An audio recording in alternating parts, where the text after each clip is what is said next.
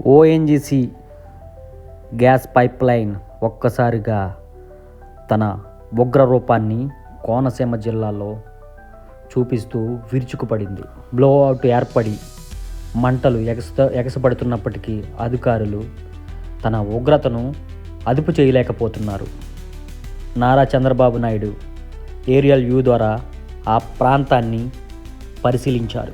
అధికారుల ద్వారా తెలుసుకుని వాటిపైన ఒక సరైన నివేదికను తయారు చేయమని ఆదేశించినట్లుగా తెలుస్తోంది. గ్యాస్ పైప్లైన్ నిప్పులు చెరగడంతో అక్కడున్న స్థానికులకు కంటి మీద కునుకు లేకుండా పోయిందని ఓఎన్జీసీ పైప్లైన్ ఎందుకు లీకేజ్ ఏర్పడుతుందో అక్కడ ఉన్న ప్రజలకు అర్థం కావడం లేదు.